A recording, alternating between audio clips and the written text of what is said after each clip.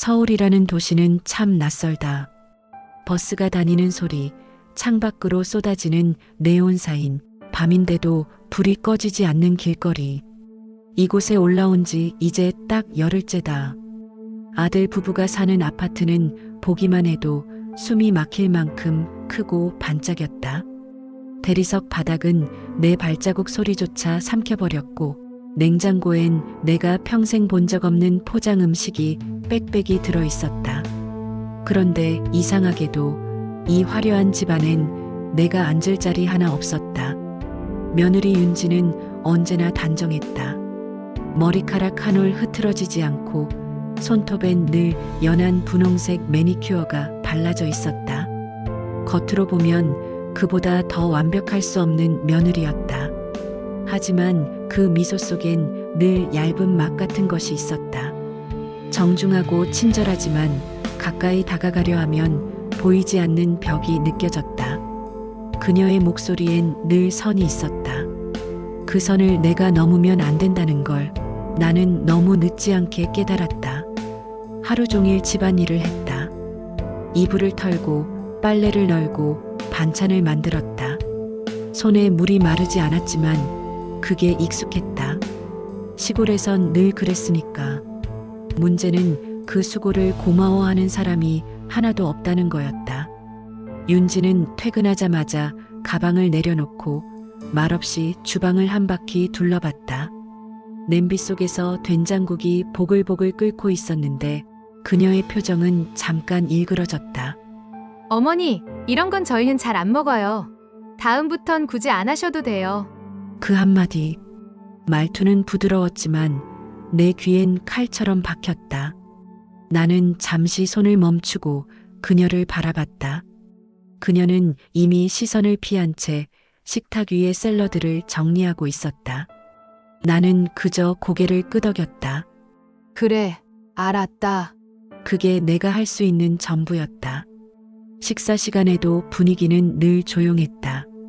윤지는 나와 마주 앉지 않았다. TV를 켜둔 채 스마트폰을 보며 음식을 집어먹었다. 그녀의 손끝엔 반지가 반짝였고 손목엔 비싼 시계가 빛났다. 그 반짝임이 내 눈엔 자꾸만 멀게 느껴졌다. 나는 숟가락을 천천히 들었다 놓았다. 나는 그냥 덤인가? 여기에 그저 끼워진 존재인가? 그런 생각이 자꾸만 들었다. 어느 날은 친구를 집으로 불러왔다. 나는 방 청소를 하며 그들의 웃음소리를 들었다. 우리 시어머니, 귀엽지 않아? 완전 시골분이야. 그 말이 무심하게 흘러나오는 순간 내 가슴이 쿵 내려앉았다. 내 이름이, 내 존재가 누군가의 웃음거리가 되어 있었다. 손에 들고 있던 걸레가 바닥에 툭 떨어졌고 나는 허리를 굽혀 천천히 그것을 주었다. 그리고 아무 일 없다는 듯 조용히 방을 닫았다. 문틈 사이로 웃음소리가 계속 흘러나왔다. 그 웃음은 날카로운 바늘처럼 귀를 찔렀다. 그날 밤 나는 혼자 부엌에 앉아 있었다. 식탁 위엔 식은 밥 한 공기, 남은 반찬 두어 가지가 있었다. 아들은 회식이라 늦는다고 했고 며느리는 자기 방에서 문을 걸어 잠그고 통화를 하고 있었다. 귀찮게 안 하시니까 다행이야. 그녀의 목소리가 벽을 타고 들려왔다. 내 손은 젓가락을 쥔 채로 멈췄다. 나는 천천히 밥 한 숟갈을 입에 넣었다. 짜지도 싱겁지도 않은 밥이었지만 목이 꽉 막혔다. 눈물이 볼을 타고 흘렀다. 한참을 울고 나서야 겨우 숨을 고를 수 있었다. 그날 밤 창가에 서서 도심의 불빛을 바라봤다. 불빛은 수천 개였지만 내 마음엔 단 한 줄기 빛도 스며들지 않았다. 나는 시골에서 밭일을 하며 평생을 살아왔다. 손이 거칠고 옷은 낡았지만 정직하게 일했고 사람을 함부로 깔본 적 없었다. 그런데 이제 와서 내 나이 60이 훌쩍 넘어서 이렇게 사람 대접을 못 받게 될 줄은 몰랐다. 나는 언제부터 이렇게 작아진 걸까? 작게 중얼거렸다. 벽에 걸린 시계 초침 소리만 들렸다. 그날 이후로 나는 말수가 줄었다. 밥을 해도 먼저 권하지 않았고 설거지를 해도 조용히 했다. 윤지가 시선을 주지 않아도 상관없었다. 그저 시간만 흘러가길 바랐다. 하지만 마음 한구석에선 묘한 생각이 움텄다. 이 아이가 나를 어떻게 보든 상관없어. 세상은 오래 참는 사람에게 언젠가 기회를 주니까. 나는 스스로를 다독였다. 그리고 내 방 서랍 속 낡은 봉투를 꺼냈다. 그 안엔 오래전 남편이 남기고 간 땅 문서와 통장 복사본이 있었다. 누렇게 바랜 종이였지만 거기엔 내 이름이 또렷하게 적혀 있었다. 나는 그 종이를 한참 바라보다 다시 봉투에 넣었다. 지금은 아닐 때야. 창밖에서 차 소리가 들려왔다. 눈을 감았다. 눈꺼풀 뒤로 윤지의 차가운 얼굴이 스쳤다. 그리고 마음속으로 조용히 다짐했다. 이 세상엔 돈보다 무서운 게 사람의 진심이라는 걸 그 아이가 반드시 알게 해주리라. 며칠째 비가 내렸다. 회색빛 하늘은 낮에도 어두웠고 아파트 거실 창엔 물방울이 주르륵 흘러내렸다. 나는 아침부터 걸레를 들고 집안을 닦았다. 손등엔 물집이 잡혔지만 아무렇지 않게 닦았다. 그게 내 일처럼 느껴졌다. 누가 시키지 않아도 몸이 먼저 움직였다. 다만 이제는 내가 왜 이 일을 해야 하는지 그 이유를 잊어버린 것 같았다. 윤지는 요 며칠 회사 일이 바쁘다며 집에 머무는 시간이 많았다. 그녀는 커피잔을 들고 거실 소파에 앉아 있었다. 그 앞에서 나는 무릎을 꿇고 카펫을 청소했다. 고개를 들면 마주칠까봐 고의로 시선을 바닥에만 두었다. 이 나이에 내가 왜 이렇게 엎드려야 하나. 하지만 그 생각은 오래 머물지 못했다. 나는 늘 그래왔듯 참는 쪽을 선택했다. 참는 게 익숙하고 또 그게 내가 할 수 있는 유일한 방법이었으니까. 한 번은 윤지가 친구를 집으로 불렀다. 두 사람은 거실 소파에 앉아 웃으며 와인을 마셨다. 나는 조용히 부엌에 서서 과일을 깎았다. 그녀들은 나를 지나치며 아무렇지 않게 말을 던졌다. 어머니, 저녁엔 설거지 부탁드려요. 그 말투에는 부탁보다는 명령에 가까운 어조가 배어 있었다. 나는 그저 고개를 끄덕였다. 그리고 그 뒤로 나는 진짜로 집안 사람이 아닌 가정부가 되어버렸다. 그날 밤 쓰레기 봉투를 들고 나가는데 엘리베이터 거울에 비친 내 모습이 낯설었다. 낡은 앞치마, 손등의 주름, 눈가에 피로한 그림자. 나는 거울 속의 나를 보며 잠시 멈췄다. 이게 정말 나인가?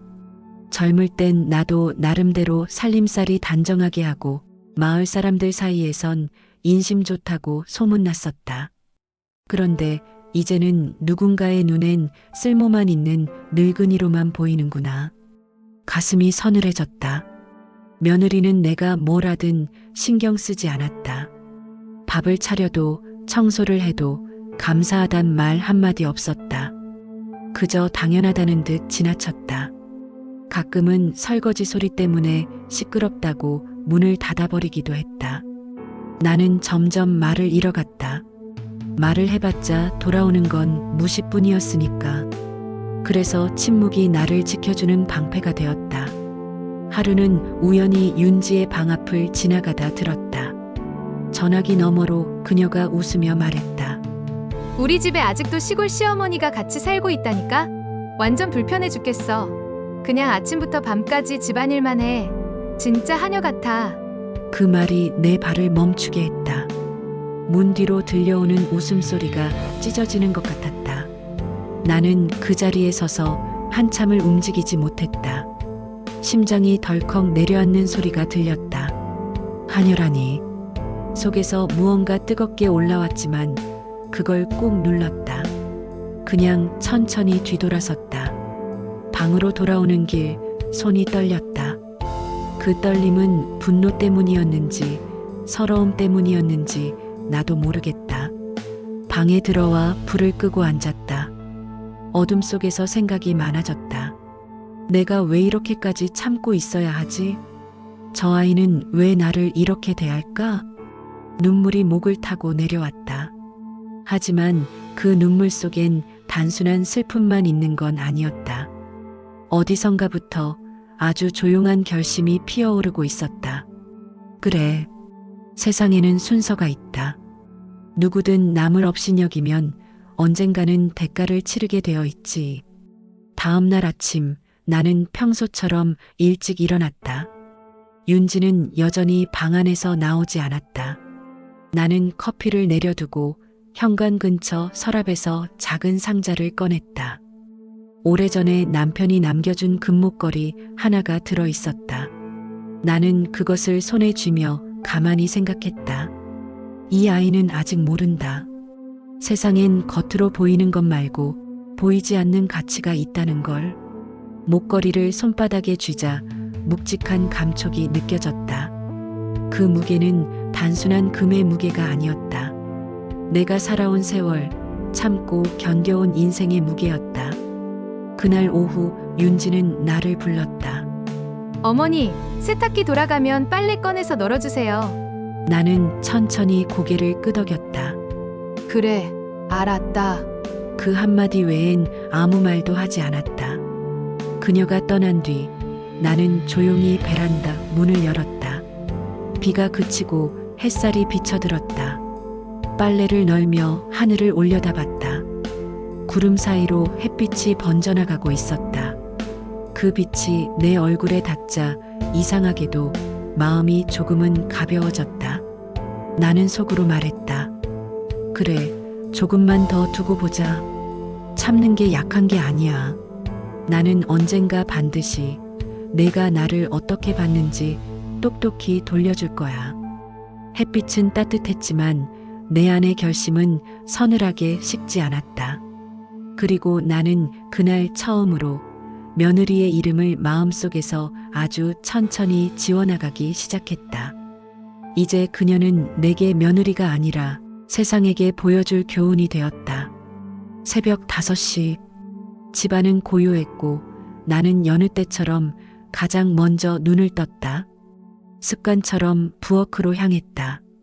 아직 어둠이 가시지 않은 창밖으로 회색빛 새벽이 스며들었다. 물주전자를 올려놓고 뜨거운 김이 오르는 걸 바라봤다. 하루를 또 견뎌야 한다는 생각이 가슴을 짓눌렀지만 그날따라 이상하게 마음이 잔잔했다. 아무 말 없이 세상을 버텨온 세월이 어느새 나를 단단하게 만든 것 같았다. 윤지는 여전히 차가웠다. 아침 식탁 위에 놓인 밥을 힐끗 보고 말없이 나가버렸다. 그녀의 향수 냄새가 문틈에 남았다. 나는 그 향이 사라질 때까지 서 있었다. 이제는 서운함도 분노도 느껴지지 않았다. 그저 마음속 어딘가에 조용한 바람이 불 뿐이었다. 그 바람은 오래 묵은 먼지를 걷어내듯 나의 무기력을 조금씩 밀어냈다. 며느리가 나를 하녀처럼 부리고 친구들 앞에서 나를 웃음거리로 삼던 그날 이후 나는 밤마다 잠이 오지 않았다. 누워서 천장을 바라보며 수없이 되뇌었다. 내가 이렇게 살다 그냥 늙어 죽을 순 없지. 이대로 사라지면 너무 억울하지 않은가. 그 생각이 점점 내 안을 채워갔다. 무엇보다 나를 이렇게 만든 게 며느리뿐만이 아니라는 걸 깨달았다. 나는 평생 참기만 했고 그 참음이 나를 약하게 만든 것이다. 이제는 달라져야 했다. 점심 무렵 문득 서랍 속에 넣어둔 봉투가 떠올랐다. 며칠 전 윤지에게 들키지 않으려 조심스레 숨겨둔 그 봉투. 그 안엔 오래전 남편이 남긴 부동산 등기 서류와 통장이 있었다. 나는 조심스레 봉투를 꺼내 들었다. 먼지가 쌓인 종이를 하나씩 펼쳐보았다. 시골에 있는 밭, 오래된 주택, 그리고 몇 개의 상가 이름. 이게 다 내가 젊을 때 남편과 피땀 흘려 모은 것들이었다. 잊고 살았다. 하지만 그것들이 내 손에 여전히 남아 있었다.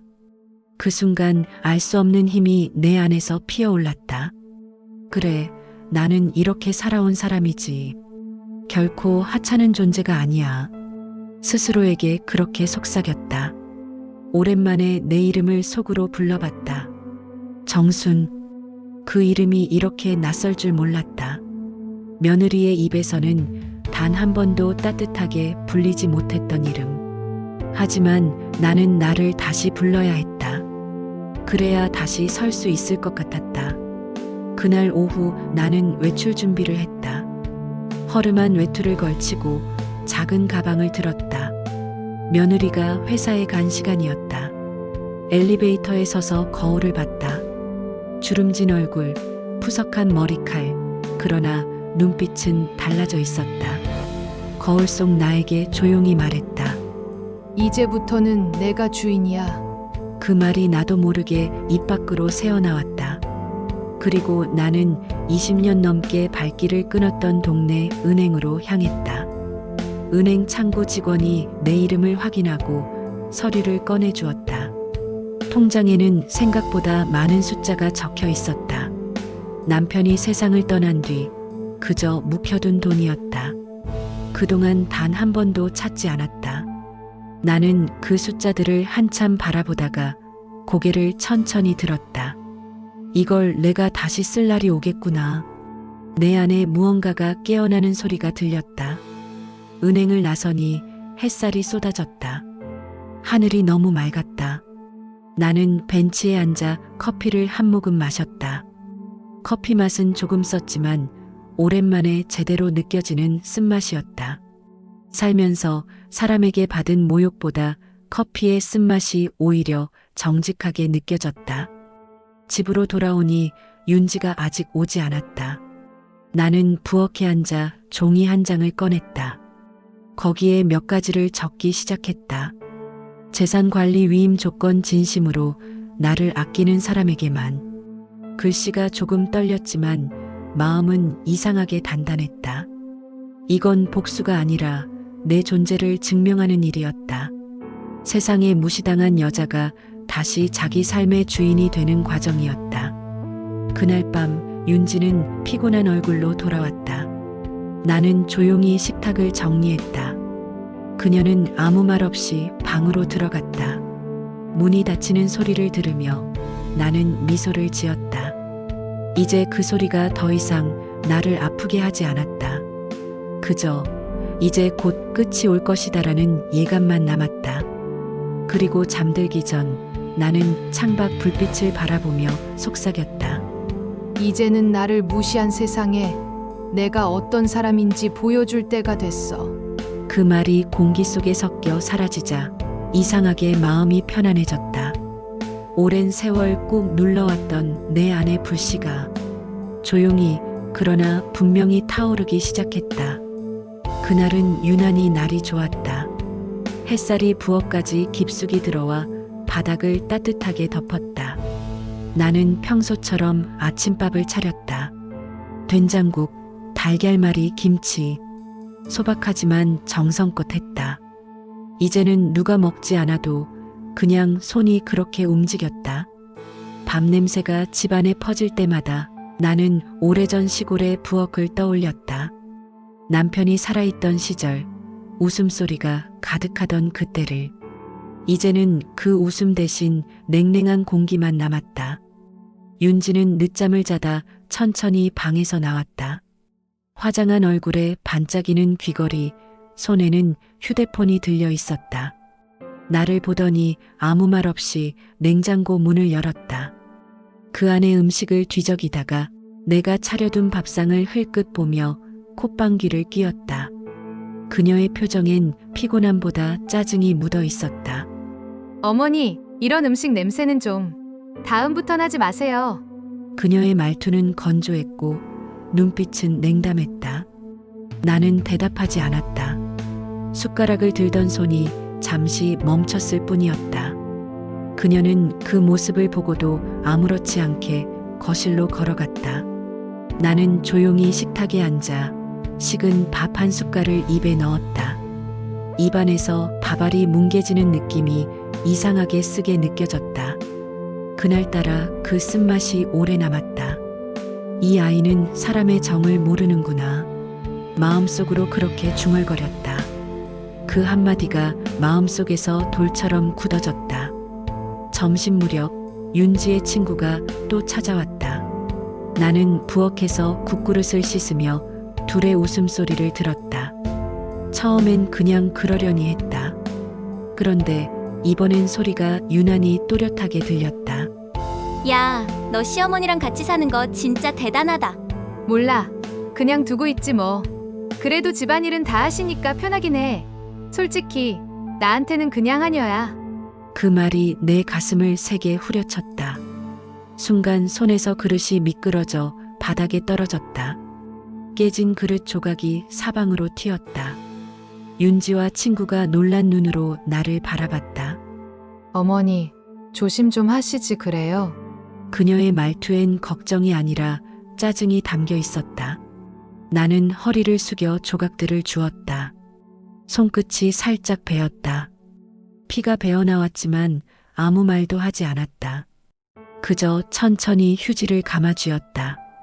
이 아이가 나를 이렇게까지 낮춰보는구나. 그냥 하녀라니. 눈앞이 잠시 흐릿해졌다. 분노가 치밀었지만 입을 닫았다. 지금은 터뜨릴 때가 아니었다. 참는다는 건 비겁함이 아니라 계산이었다. 나는 이제 그걸 알고 있었다. 친구가 돌아가고 윤지는 소파에 앉아 휴대폰을 만지작거렸다. 나는 방으로 들어가 문을 닫았다. 조용한 방 안, 손바닥 안쪽 상처가 욱신거렸다. 그 상처가 내 자존심처럼 느껴졌다. 어쩌면 내 마음은 이미 오래전부터 피 흘리고 있었는지도 모른다. 거울 앞에 앉아 얼굴을 바라봤다. 주름진 이마, 꺼진 볼, 그러나 눈빛만큼은 낯설게 빛났다. 나는 그 눈을 보며 스스로에게 물었다. 이게 내가 원한 삶이냐? 대답은 없었다. 하지만 마음속 어딘가에서 작게 울렸다. 아니. 그리고 그 아니라는 한마디가 나를 완전히 깨웠다. 저녁 무렵 윤지가 거실에서 또 전화를 하고 있었다. 우리 시어머니? 그냥 집에 계시면서 이것저것 해주시니까 좋아. 근데 가끔은 너무 시골스럽고 답답해. 솔직히 창피해. 그 말이 끝나는 순간 나는 천천히 문을 열었다. 윤지는 놀라서 고개를 돌렸다. 나와 눈이 마주쳤다. 나는 아무 말 없이 그녀를 바라봤다. 잠깐의 정적. 그 정적이 그녀를 불편하게 만들었다. 그녀는 시선을 피하며 어머니, 그게 아니라라고 중얼거렸다. 나는 그 말도 끝까지 듣지 않았다. 그냥 고개를 끄덕였다. 그래, 알겠다. 그 한마디가 입에서 나오는데 내 안에서 어떤 문이 닫히는 소리가 났다. 그날 밤 불을 끄고 누웠다. 눈을 감았지만 윤지의 말이 귓가를 맴돌았다. 하녀야. 두 글자가 머릿속을 떠나지 않았다. 그러다 문득 지난 은행 창구에서 봤던 그 숫자들이 떠올랐다. 30억? 남편이 남기고 간 나의 마지막 자존심이었다. 그래, 이제 됐다. 이 아이가 나를 사람으로 보지 않으니 나는 돈으로라도 내가 누군지 보여줘야겠지. 눈을 감은 채 속으로 그렇게 되뇌었다. 그리고 처음으로 마음속에서 이상한 평온함이 찾아왔다. 분노도 서러움도 다 사라지고 오직 냉정함만 남았다. 나는 그걸 복수의 시작이라 부르기로 했다. 창밖에서 빗방울이 떨어졌다. 그 소리가 마치 누군가의 발자국처럼 들렸다. 내 안의 결심이 조금씩 또렷해졌다. 이제 참는 건 끝이다. 그 말을 마음속으로 천천히 되뇌며 나는 이불을 턱까지 끌어올렸다. 내일 아침이 오면 나는 정과는 다른 사람이 되어 있을 것이다. 그건 분명했다. 아침 공기가 유난히 차가웠다. 윤지가 잠든 틈을 타 나는 조용히 집을 나섰다. 버스 창가에 앉아 스쳐가는 거리들을 바라보았다. 회색 건물들 사이로 햇빛이 반짝였지만 내 마음은 오히려 고요했다. 손가방 안엔 오래된 봉투 하나가 있었다. 그 안에 내 인생의 비밀이 잠들어 있었다. 은행 창구 앞에 서자 직원이 내 이름을 확인하고 미소 지었다. 오랜만에 뵙네요. 정순 어르신. 나는 고개를 끄덕였다. 눈앞에 놓인 통장을 펼쳤다. 0이 끝없이 이어졌다. 남편이 세상을 떠난 뒤 나는 그 돈을 손대지 않고 그대로 두었다. 혹시라도 자식들이 힘들 때 쓰일까 해서였다. 하지만 지금은 다르게 느껴졌다. 이건 그저 돈이 아니라 세상이 나를 무시하지 못하게 할 증거였다. 은행을 나온 뒤 나는 시골행 버스를 탔다. 창밖 풍경이 점점 낮아지고 논밭이 펼쳐졌다. 그곳엔 내 이름으로 된 낡은 집이 있었다. 기와는 사갔고 마당엔 잡초가 무성했지만 그곳은 내 삶의 뿌리였다. 마당의 선이 오래된 냄새가 코끝을 스쳤다. 그래, 여기서 다시 시작하자. 조용히 혼잣말을 했다. 창고 안엔 옛날 서류 상자가 있었다. 거기엔 상가와 토지 문서, 유언장 초안이 들어 있었다. 나는 한 장 한 장 정리하며 중얼거렸다. 이제는 나를 진심으로 아껴주는 사람에게만 남기리라. 손끝이 떨렸지만 마음은 단단했다. 해가 기울 무렵 나는 현관에 앉아 하늘을 바라봤다. 붉은 노을이 산 너머로 번졌다. 그 빛을 보며 생각했다. 사람은 언젠가 진짜 얼굴을 드러내게 되어 있지. 그리고 내 입가엔 오랜만에 미소가 번졌다. 이제는 내가 준비할 차례였다. 조용히 그러나 확실하게 이 세상에 내 이름 석자를 새겨 넣을 시간이었다. 며칠째 윤지의 표정이 달라졌다.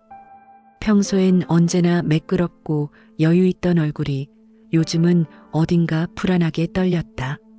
전에는 집안 구석에 앉아 있는 나를 투명인간처럼 대하던 그 애가 이젠 나를 스쳐 지나갈 때마다 어딘가 초조한 눈빛을 흘렸다. 그 눈빛은 나를 보는 게 아니라 내 곁 어딘가를 두려워하는 것 같았다. 나는 묻지 않았다. 묻지 않아도 사람의 위기는 냄새로 느껴지는 법이다. 나는 조용히 그 냄새를 맡고 있었다. 하루는 아침부터 전화벨이 요란하게 울렸다. 윤지가 통화하던 목소리가 점점 커지더니 문이 덜컥 열렸다.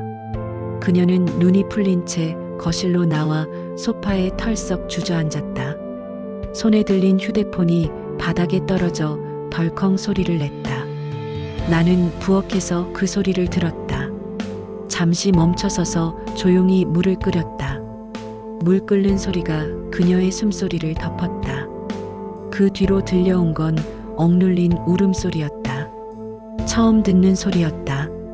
그 애가 그렇게 울 수 있다는 걸 나는 상상도 못했다. 점심이 가까워질 무렵 윤지가 내 방 문을 두드렸다. 문틈으로 들어온 얼굴은 평소의 거만한 표정이 아니었다. 피곤과 불안이 엉켜 있었고 눈가엔 번진 화장이 남아 있었다. 그녀가 떨리는 목소리로 말했다. 어머니 혹시 잠깐 이야기 좀 할 수 있을까요? 나는 천천히 고개를 들었다. 그래, 무슨 일이니? 그녀는 한참 말을 잇지 못했다. 그리고 결국 입을 떼었다.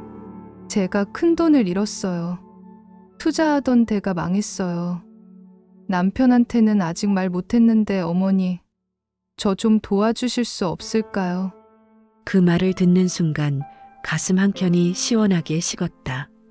눈앞의 현실이 마치 천천히 복수의 무대처럼 정리되는 느낌이었다.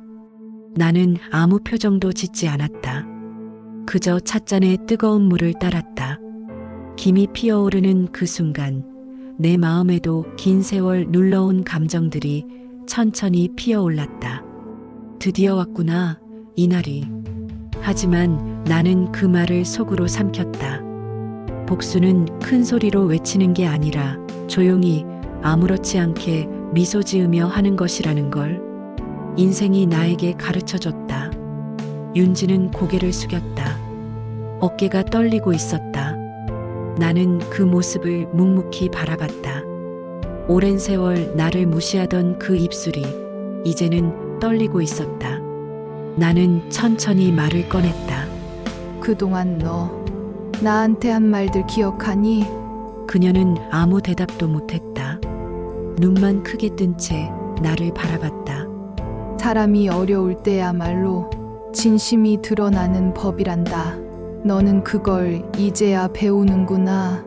그 한마디를 하고 나는 다시 찻잔을 들었다. 윤지는 눈을 깜빡이며 울먹거렸다. 입술이 파르르 떨렸다. 어머니 죄송해요. 그땐 제가 너무 어렸어요. 잘 몰랐어요. 이번 한 번만 도와주세요. 정말 마지막이에요. 그녀의 손끝이 내 무릎을 살짝 잡았다. 차가운 손이었다. 그 손을 보며 문득 생각났다. 얼마 전 깨진 그릇 조각에 베었던 내 손가락. 그 상처는 벌써 다 나았지만 마음의 상처는 아직 그대로였다. 나는 손을 그녀의 손 위에 올렸다. 그녀는 놀라서 나를 쳐다봤다. 내 목소리는 낮았지만 단단했다. 사람은 자기가 한 말의 값을 언젠가는 치르게 돼. 지금 내가 겪는 건 벌이 아니라 배움이야. 그 말을 끝내고 나는 자리에서 일어섰다. 그녀는 아무 말도 하지 못한 채 그 자리에 앉아 있었다. 나는 부엌으로 가서 찻잔을 씻으며 혼잣말로 중얼거렸다. 아직은 아니야. 조금 더 맛봐야 해. 그래야 진짜 깨닫지. 그날 밤 윤지는 식탁에 앉아 아무것도 먹지 못했다. 아들은 퇴근이 늦어 둘만 있었다. 나는 평소처럼 조용히 밥상을 차렸다. 그녀는 멍하니 밥을 바라보다 숟가락을 내려놓았다. 어머니 남편에게는 아직 말씀하지 말아주세요. 제발요. 나는 대답 대신 천천히 밥을 떠먹었다. 그녀는 그 모습을 바라보다 고개를 떨궜다. 식탁 위에 전등 불빛이 흔들렸다. 그 빛이 윤지의 눈물방울에 부딪혀 반짝였다. 나는 그 반짝임을 보며 생각했다. 저 눈물, 이제야 진짜다. 밤이 깊어지자 윤지는 방으로 들어갔고 나는 혼자 부엌에 남았다. 조용한 집안에 시계 초침 소리만 들렸다. 그 소리가 이상하게도 위로처럼 느껴졌다. 나는 서랍에서 봉투를 꺼냈다. 그 안엔 시골집에서 챙겨온 재산 서류 일부와 통장이 있었다. 그걸 바라보며 입꼬리를 살짝 올렸다. 그래, 사람은 이렇게 배우는 거야. 나를 하찮게 여기던 그 입술로 이제는 도움을 구하네. 세상은 참 공평했다. 시간이 오래 걸렸을 뿐 결국 돌아올 건 돌아왔다. 나는 봉투를 다시 서랍 깊숙이 넣었다. 아직 줄 때가 아니다. 더 절박하게, 더 진심으로 무릎을 꿇을 때까지 기다릴 것이다. 그게 진짜 용서이고 진짜 복수였다. 나는 등을 펴고 조용히 창밖을 바라봤다. 밤하늘엔 희미한 별 하나가 빛났다. 그 빛이 내 마음에 닿는 듯했다. 그래, 이제부터는 내가 주인이다. 오랜 세월 눌러온 숨이 천천히 풀려나갔다. 그 순간 나는 비로소 깨달았다. 복수란 소리치며 하는 게 아니라 이렇게 조용히 웃으며 하는 것이라는 걸. 며느리가 울며 내게 도움을 구하던 날 이후 집안의 공기는 눈에 보이지 않게 변했다. 식탁 위에 놓인 밥그릇들이 여전히 같았지만 그 안의 온도는 달랐다. 윤지는 하루 종일 전화기를 붙잡고 있었다. 어떤 날은 울다시피 했고 어떤 날은 멍하니 앉아 창밖만 바라봤다. 그런 그녀의 모습이 낯설었다. 아니, 이제야 진짜 얼굴을 본 것 같았다. 화려한 옷과 말투 뒤에 숨어있던 두려움, 그게 이제야 드러나고 있었다. 며칠 뒤 아들이 퇴근하자마자 내 방 문을 두드렸다. 엄마, 잠깐 이야기 좀 할 수 있을까? 그의 얼굴은 어두웠다. 나는 조용히 고개를 끄덕였다. 그는 문을 닫고 들어와 의자에 앉았다. 손가락이 떨리고 있었다. 엄마, 윤지가 무슨 일 있는 것 같아요. 요즘 이상하게 불안해하고 나한테 숨기는 게 많은 것 같아요. 나는 잠시 그를 바라봤다. 아들의 얼굴은 여전히 착했다. 어릴 때 나를 졸졸 따라다니며 웃던 그 눈빛 그대로였다. 그 순진한 눈빛이 아직도 이 세상의 냉정함을 다 모르는 것 같아. 마음 한켠이 저릿했다. 나는 깊게 숨을 들이쉬었다. 민수야, 내 아내가 요즘 힘든 건 사실이야. 그런데 그건 너보다 나를 더 아프게 했던 일 때문이기도 해. 그는 놀란 눈으로 나를 바라봤다. 나는 그 눈빛을 마주보며 조용히 말을 이었다. 너희 집에서 내가 어떤 취급을 받았는지 그동안 그냥 참아왔어. 너도 일하느라 바쁘고 내가 이런 이야기하면 내가 괴로울까봐. 말이 목구멍에서 자꾸 걸렸다. 그동안 눌러왔던 말들이 한꺼번에 올라오는 기분이었다. 근데 말이다, 아들아. 사람이 아무리 돈이 많고 똑똑해도 남을 깔보는 마음 하나면 다 무너지는 법이야. 그 한마디를 끝으로 나는 입을 다물었다. 아들은 한참을 말없이 앉아 있었다. 두 손을 꼭 쥐고 시선을 바닥에 떨구었다. 그의 어깨가 미세하게 떨렸다. 엄마, 그런 일 있었어요? 왜 말씀 안 하셨어요? 그 말에 나는 미소를 지었다. 너한테는 굳이 말하고 싶지 않았어. 내가 사랑하는 사람을 미워하게 만들고 싶지 않았거든.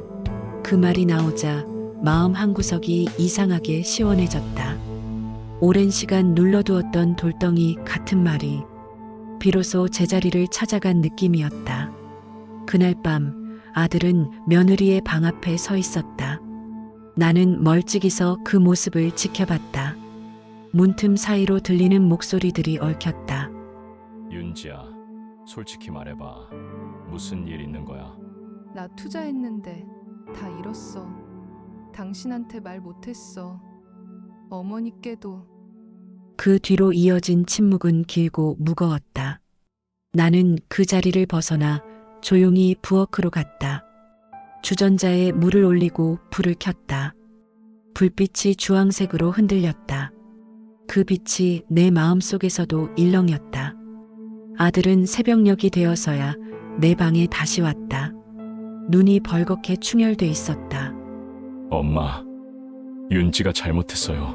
근데 그래도 미워할 수가 없어요.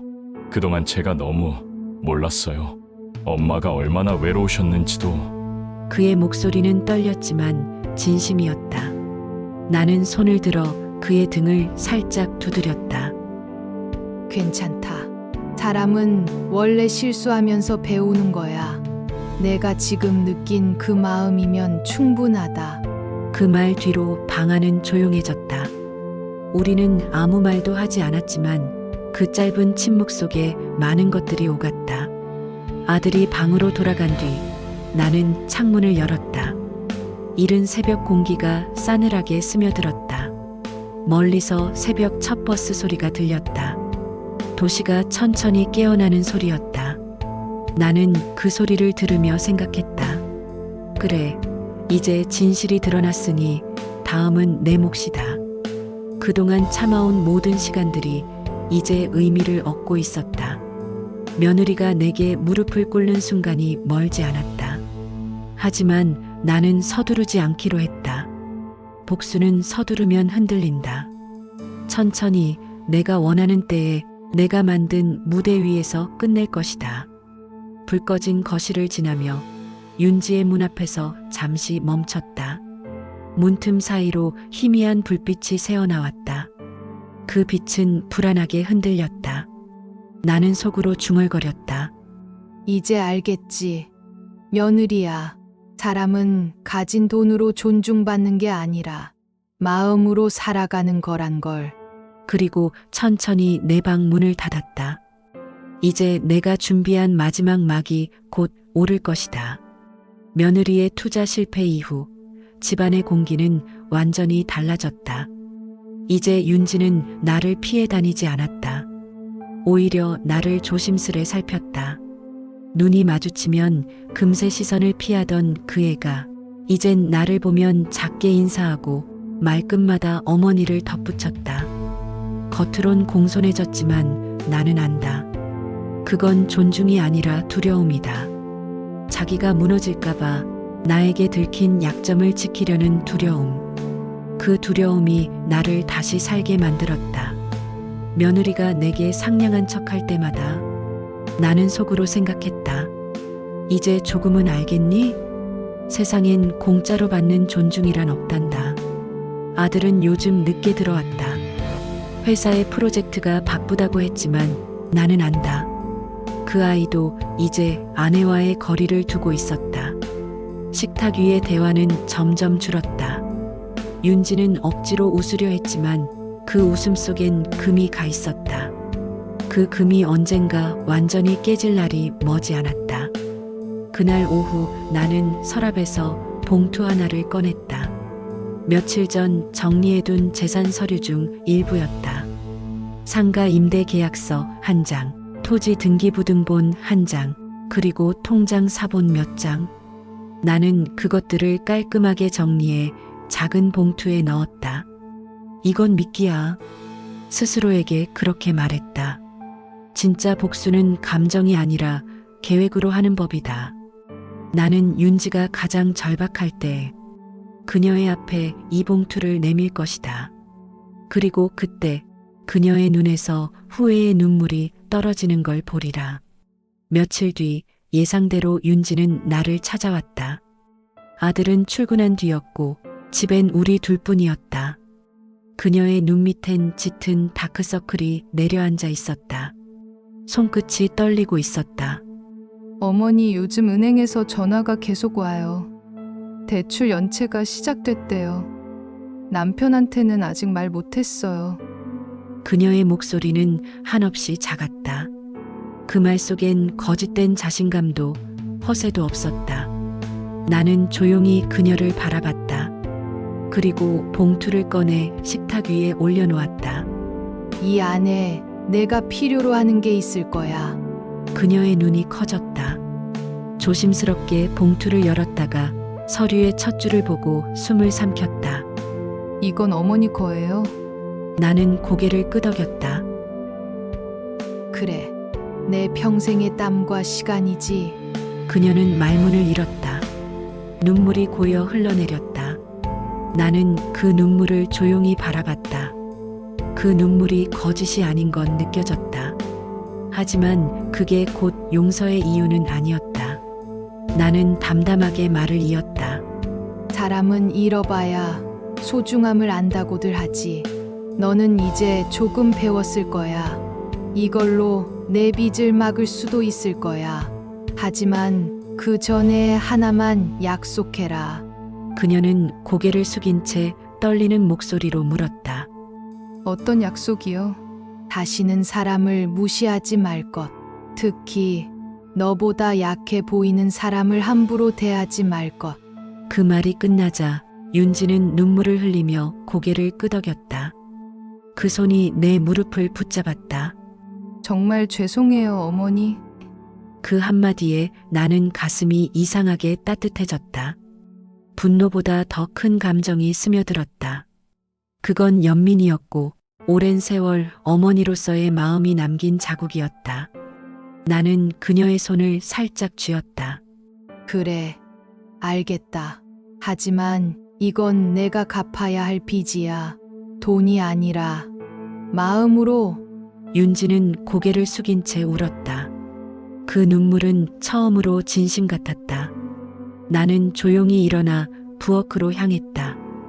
뜨거운 물을 올리며 혼잣말로 중얼거렸다. 이제 됐다.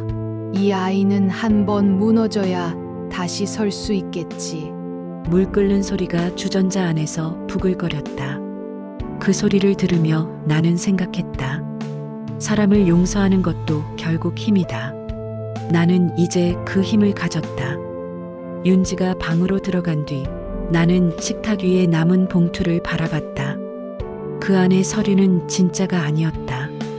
가짜 계약서와 빈 통장 사본이었다. 진짜는 여전히 내 시골집 금고 안에 있었다. 이 아이가 진심을 보여줄 때까지 진짜는 주지 않겠다. 그게 나의 마지막 결심이었다. 창밖에 해가 저물고 있었다. 붉은 빛이 거실 벽을 물들였다. 그 빛 속에서 나는 조용히 미소 지었다. 그래, 복수는 이렇게 하는 거야. 조용히 품위 있게, 그리고 잊을 수 없게.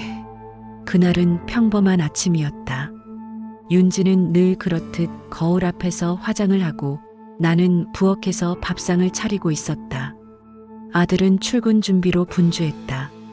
세 사람의 일상이 다시 안정을 찾아가는 듯 보였다. 하지만 나는 안다. 이 평온함은 폭풍 전의 고요라는 것을. 며칠 전 나는 변호사를 만났다. 시골집 금고에 있던 진짜 서류들을 모두 정리했고 내 이름으로 된 부동산과 예금을 다시 확인했다. 그리고 그중 일부를 내 이름으로 기부 약정했다. 이제 그만 숨길 때가 왔습니다. 변호사가 그렇게 말했을 때 나는 조용히 고개를 끄덕였다. 그래, 이제 내 이름을 세상에 드러낼 때다. 아무도 나를 가난한 시골 어머니로 부르지 못하게. 그날 오전 텔레비전이 켜져 있었다. 윤지가 소파에 앉아 커피를 마시며 뉴스를 보고 있었다. 화면 속에서 기자가 말했다. 오늘 화제의 인물입니다. 평생 검소하게 살아온 한 시골 여성, 무려 30억 원대의 자산가로 밝혀졌습니다. 순간 나는 손에 들고 있던 국자를 내려놓았다. 화면에는 내 얼굴이 나오고 있었다. 은행에서 찍은 내 사진, 그리고 내 이름 박정순. 그 이름이 자막으로 선명히 떠 있었다. 윤지는 순간 눈을 크게 떴다. 입을 반쯤 벌린 채 화면과 나를 번갈아 쳐다봤다. 그녀의 손에서 커피잔이 떨어져 바닥에 부딪혔다. 쨍그랑. 잔이 깨지며 커피가 흩어졌다. 어머니 이게 뭐예요? 그녀의 목소리는 떨렸다. 나는 천천히 그녀를 바라봤다. 그냥 내가 누군지 세상이 조금 알게 된 거지. 그 말 한마디로 그동안 참아온 모든 모멸과 눈물이 한순간에 사라지는 것 같았다. 윤지는 그 자리에 주저앉았다. 손이 덜덜 떨렸다. 저는 정말 몰랐어요. 그땐 그냥. 그녀의 말이 흐릿해졌다. 나는 조용히 다가가 그녀 앞에 섰다. 그녀의 눈에는 두려움과 후회의 그림자가 섞여 있었다. 그동안 나를 내려다보던 시선이 이제는 바닥에서 나를 올려다보고 있었다. 몰랐겠지. 사람은 눈앞의 겉모습만 보려 하니까.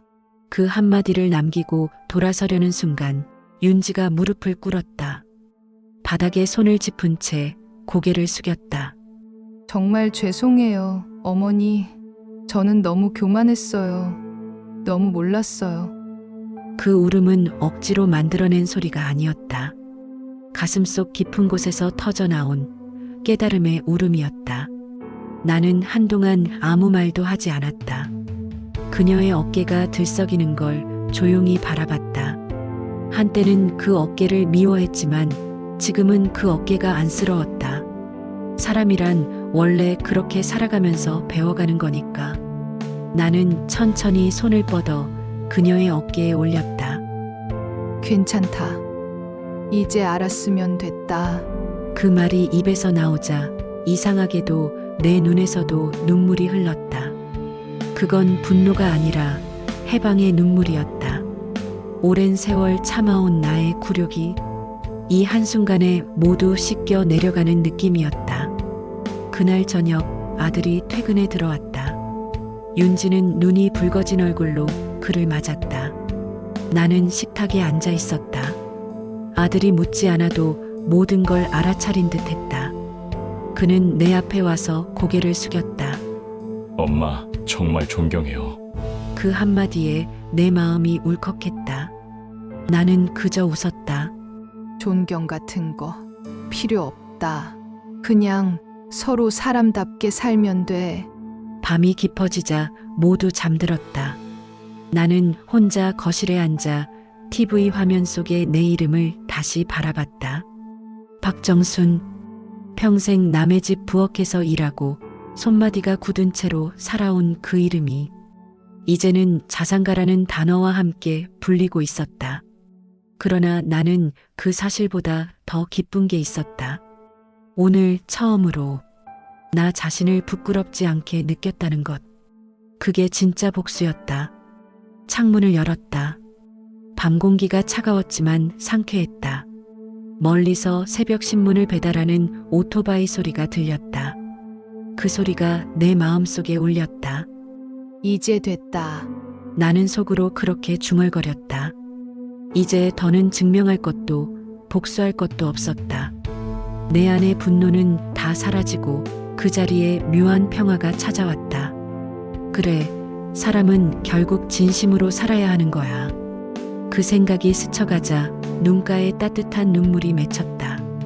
아침 햇살이 유난히 따뜻했다. 거실 커튼 사이로 들어오는 빛이 부드럽게 내 손등을 감쌌다. 오랜만에 마음이 고요했다. 이제 더는 숨길 것도 증명할 것도 없었다. 며느리는 여전히 조심스럽게 나를 대했다. 하지만 그 눈빛 속엔 두려움이 아니라 진심이 있었다. 사람이 바뀐다는 게 이런 걸까?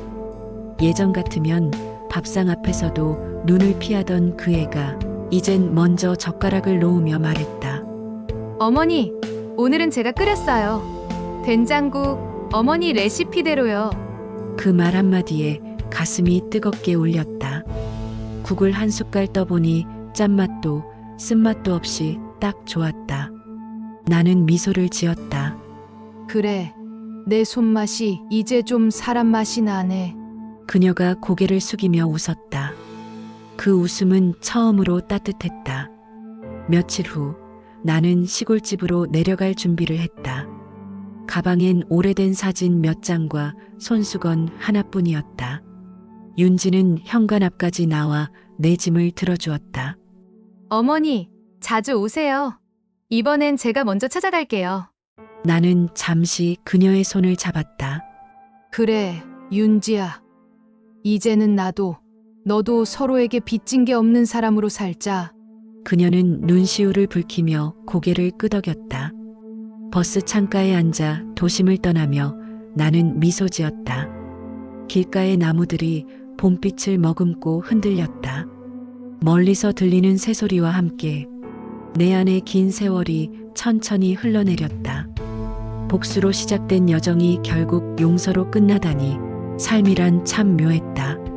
창밖으로 햇살이 눈부시게 쏟아졌다. 나는 속으로 조용히 중얼거렸다. 사람은 미움보다 이해로, 복수보다 사랑으로 늙어가야 하는 법이지. 그 말이 내 마음에 스며들었다. 이제 나는 진짜 자유로워졌다. 그리고 그 순간 멀리서 들려오는 봄바람이 마치 오래된 친구처럼 나를 다정히 감싸 안았다.